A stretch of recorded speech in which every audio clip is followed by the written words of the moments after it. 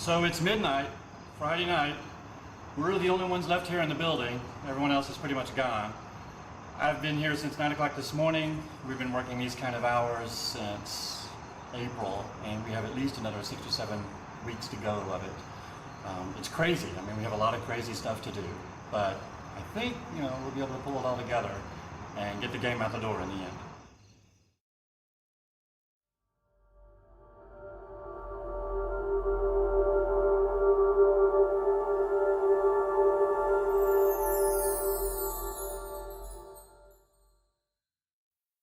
After having worked on Age of Empires and the Age of Kings, that completed a 6-year period where we had worked on historical games, and we thought we'd give the historical games a rest and come out with something really new for our fans.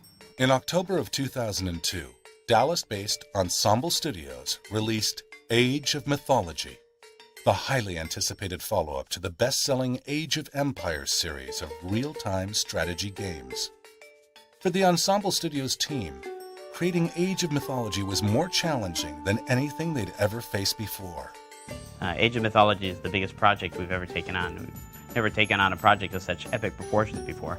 And because of that, we needed a bigger team than we've ever had before.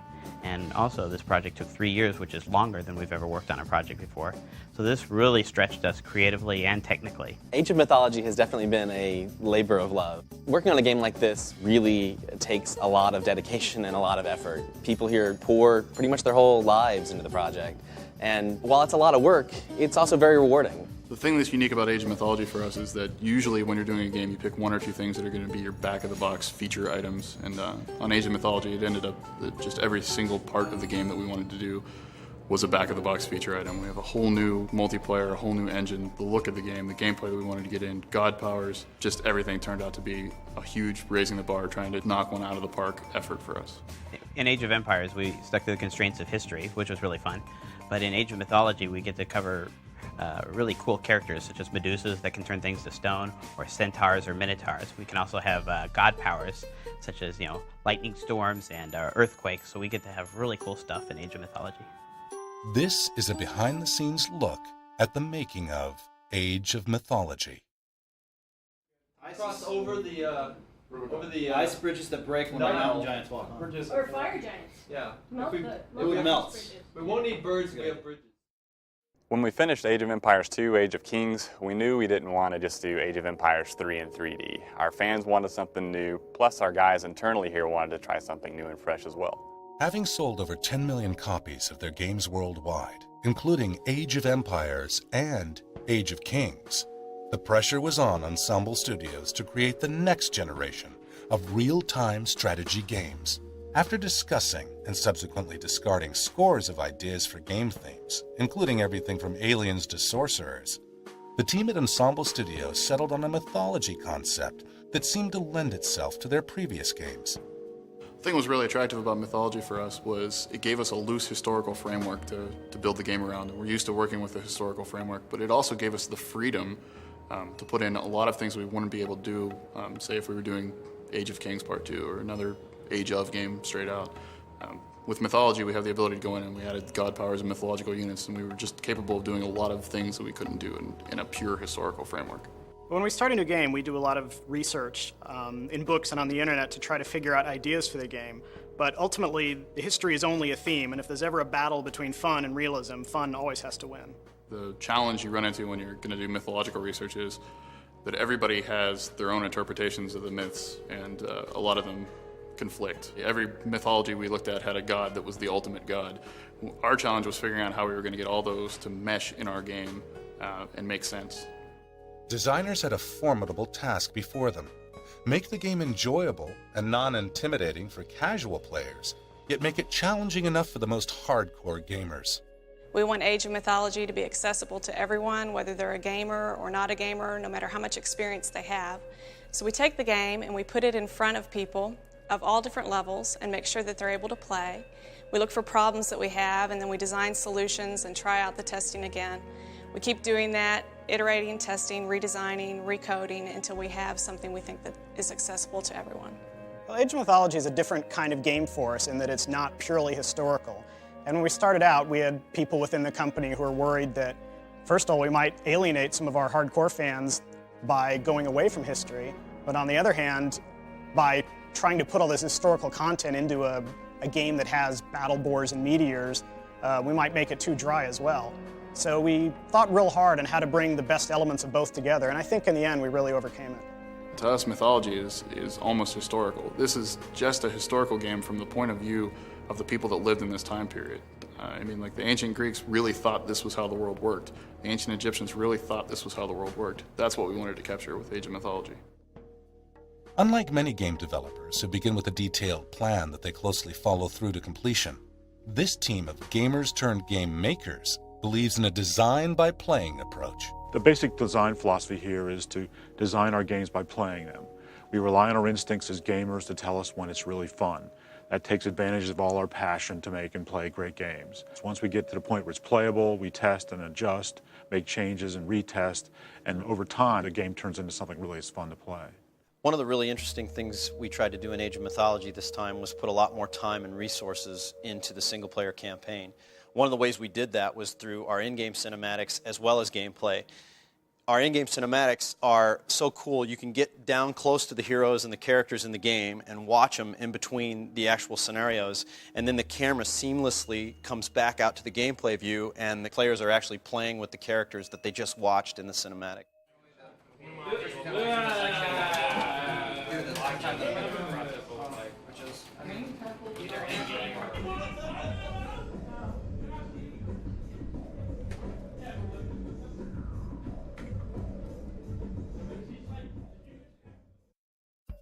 Creating a diverse cast of characters, from mythical beasts and powerful gods to armies of archers and infantry, everyone from scratch, was the job of Ensemble Studios' art department, a team of skilled artists, modelers, and animators. One of our objectives in the art department was really to create the world of Age of Mythology and to create a world that was interesting to the player.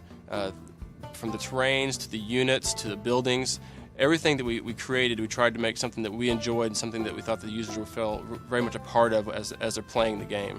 Concept art is really instrumental in developing the look and feel of our game. We have a really talented concept art team who takes a lot of ideas from the designers, concepts them out, passes those on to our modeling and texture mapping team, who then develop it in 3D and get it ready for use in the game. Once we have a model in the computer, it's handed off to a texture artist, and depending on if it's a unit or a building, the texture artist then draws that texture and applies it to the model. We'll actually do this several times, looking at the concept sketch, the computer, and what we have in game, and we'll repeat this process several times in order to get what we like. Once the texture is added, the character is turned over to an animator. The animator creates cycles of animation, walk, idle, and attack, for example, before the character is finally inserted into the game for testing and play. Moving from 2D to 3D was a big challenge for the artist. They had to change the way they thought about creating units and using the resources we had available. Instead of having unlimited number of polys, they had to control the number of polys they used on units, but still make it a really good-looking game. I think in the end, we really achieved a better-looking game than we did with a 2D engine, using the 3D engine. Artist David Cherry was responsible for gathering information and translating those ideas into the Age of Mythology box. I'm a traditional artist. I like to paint with acrylics on board, if possible, with paint and brush. But when you're working on a box cover for a game, you've got so many changes, so many deadlines, one on top of another, that it's much more functional to scan the work in and work in Photoshop to make the changes and make the files that everybody has to see. Unfortunately, industry standards for packaging size and shape can and do change, and such changes can result in setbacks in production for game companies, especially when it happens late in the process. Changing the box size really threw the marketing art department for a loop. We had everything set up to be a certain size. We thought we knew what the box was going to be, and all of the composition was set for that. Then all of a sudden, everything had to be smaller, so things didn't fit. It was stressful for a while, but we made our way through it.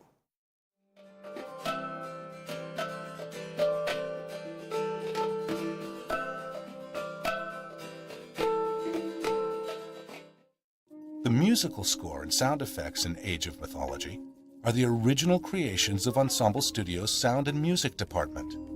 In the past, we've relied heavily on synthesizers and keyboards, but for this game, we really wanted to have an organic feel, and the way we tried to achieve that was bringing in more live instruments into the music and getting a real natural feel to it.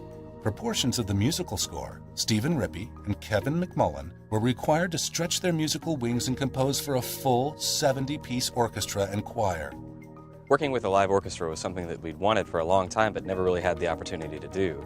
When it came up for Age of Mythology, we were really excited about it, but we were also pretty nervous. We weren't sure if we'd be able to pull it off. The orchestra was truly amazing. Working with them was a completely new experience for us. We really had to just go full throttle and see what happened. And with the people we were working with, everything turned out better than we could have imagined. When it came to sound effects design, the sound team made the decision to create the majority of the sound effects from scratch rather than using their existing libraries. We feel like it's important to build up a large bank of sounds that we can use in the game, and to do that we have to pull sounds from everywhere. Whether that means getting people out of their offices to go stomp around in the parking lot, or going to the grocery store and finding vegetables to smash, or taking our sound equipment down to the zoo to record the animals there. And sometimes the stuff that we get winds up being used in the weirdest places. For example, a room full of penguins turned into the sound of souls being tortured in the underworld.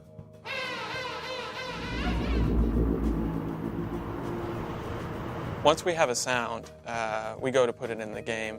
For example, on an animation of a unit, we'll open up the animation and plug in the sounds to match its movements. It never ceases to amaze me, the life that comes to that unit when you add the sound. And then when you have several units on screen in the game, it really becomes a living world.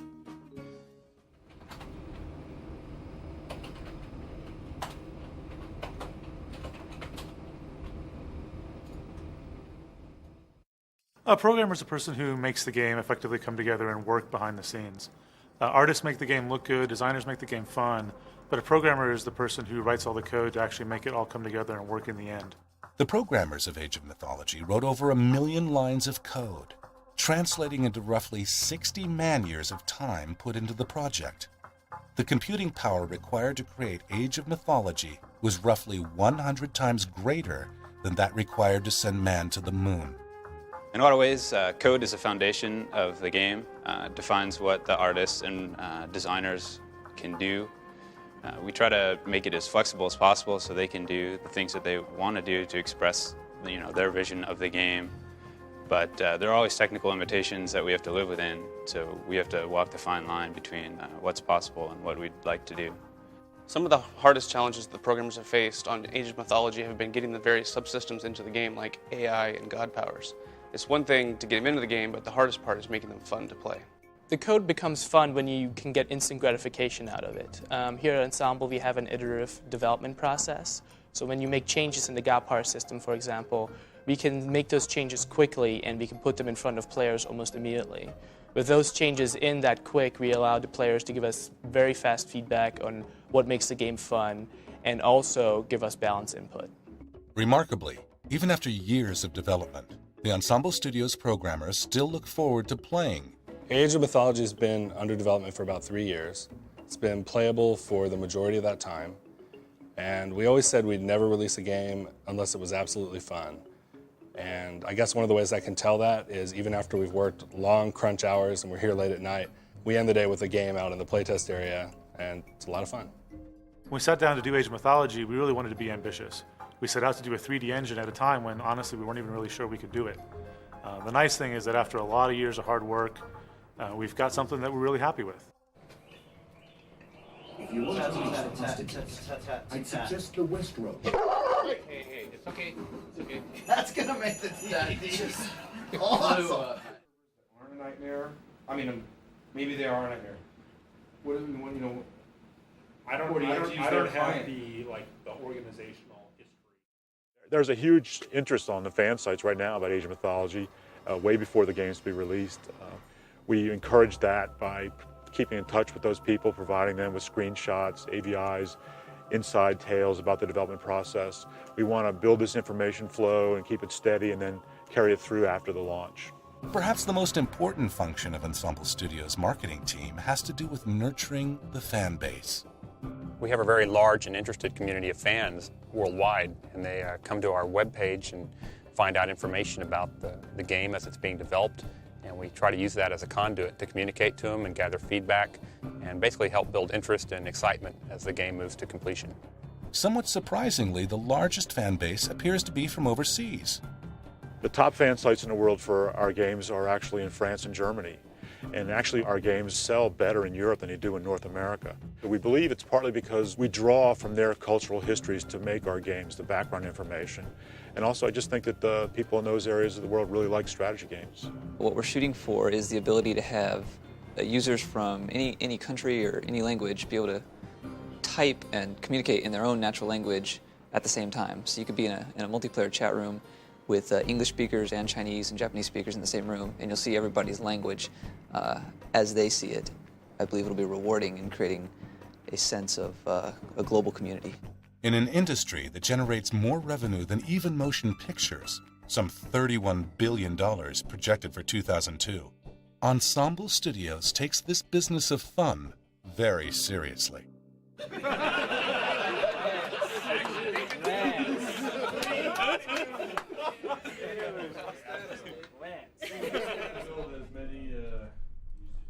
High-end throwing axemen as I can. High-end? But I am running out of pop fast. For Ensemble Studios, building a game like Age of Mythology is a constant process of testing, revising, and perfecting. Quality assurance is real important to Ensemble Studios and the games that we do. We not only have our quality assurance group of testers, functional testers and play testers and things like that, but also everyone in the company is required to sign up for a specific day and play test the game then to test out the different features that we do. It's important to us that we put out the most perfect product that we can on the shelf and that it's as polished as it can possibly be before it goes out to everyone. That's why we do that. That's why we have the dedication for the whole company to help test out the game all the time. On Age of Mythology, we have a team in-house right here. And we talk to the designers every day and we get feedback and changes go in 2 to 3 times a day. We get a lot more done and a lot more changes go in, and the game's going to be a lot more balanced in the end, I think. And as if this rigorous amount of testing weren't enough, Ensemble Studios brought in a force of 200 of the best gamers for a comprehensive beta test, as well as an online beta test that featured over 10,000 users. The last month of the project is really critical from a QA standpoint. This is the time where we really go over everything with a fine-tooth comb, and a problem, no matter if it's unit pathing not working or if it's just a small art defect, can really stop the process. We have to go through an entire committee to actually analyze every little thing that comes up in the game, and if something's a bug in the build that we're testing, we have to start the whole process over again, which can take anywhere from 2 weeks to a month. So we're really picky at this point in the project. We did get the green light. We're a go. This is big.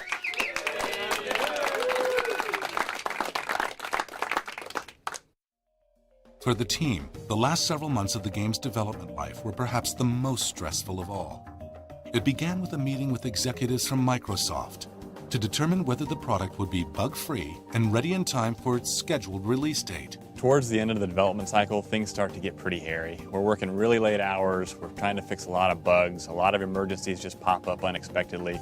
But by the time we finally ship the game, people are extremely happy. It's such a release. Finally, with production and testing on all aspects of the project complete and all elements approved, the game headed for the stores. It was not until this point that the team at Ensemble Studios could at last pause to reflect and celebrate.